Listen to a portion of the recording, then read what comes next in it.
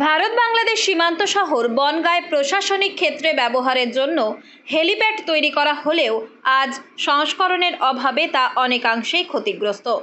সীমান্ত নিরাপত্তা সহ যে কোনো পরিস্থিতিতে ব্যবহারের জন্য অবিলম্বে ওই গুরুত্বপূর্ণ হেলিপ্যাড গ্রাউন্ড সংরক্ষণের দাবি জানিয়ে ইতিমধ্যেই জেলা শাসককে চিঠি দিয়েছেন বনগাঁ পৌরসভার পৌরপ্রধান গোপাল শেঠ। বাংলাদেশের মধ্যেও শোনা যাচ্ছে যে তার বিভিন্ন উগ্রপন্থীরা শেল্টার নিয়েছে। সেই মুহূর্তে আমরা বনগাঁয় যেসব পরিকাঠামোগতভাবে আমাদের সেই সীমান্ত এরিয়ার আমাদের প্রশাসনিক লোকেদের প্রয়োজন, তার মধ্যে অন্যতম হচ্ছে আমাদের হেলিপ্যাড। কিন্তু বর্তমানে রক্ষণাবেক্ষণের অভাবে সেখানে গিয়ে হেলিপ্যাডটি সংরক্ষণ না করার ফলে আস্তে আস্তে নষ্ট হয়ে যাচ্ছে। যাতে ওই হেলিপ্যাডটি সংরক্ষণ করে নির্মিশন করে যাতে এখনই জরুরি ভিত্তিক সেটাকে সুন্দর করে রাখা যায়, তাই আমরা ডিএম সাহেবের কাছে অনুরোধ করেছি যথাযথ ব্যবস্থা নিয়ে হেলিপ্যাডটাকে সচল রাখা।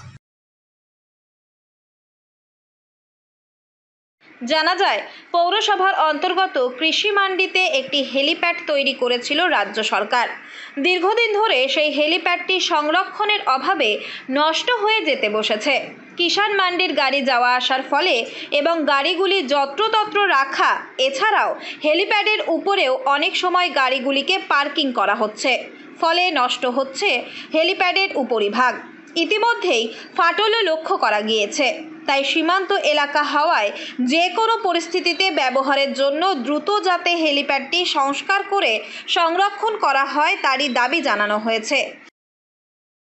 এবং সেখানে লরির থেকে বিভিন্ন গাড়ি রাখা হচ্ছে, সেগুলো বন্ধ করার জন্য পার্মানেন্ট যারা সুপারভিশনে থাকবে তাদের দায়িত্ব দেওয়া হয়।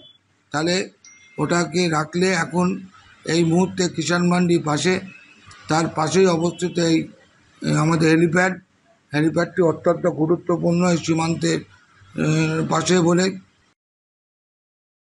এখন দেখার প্রশাসনিক স্তরে কতদিনে সীমান্ত এলাকার এই হেলিপ্যাড সংরক্ষণে পদক্ষেপ গ্রহণ করা হয়।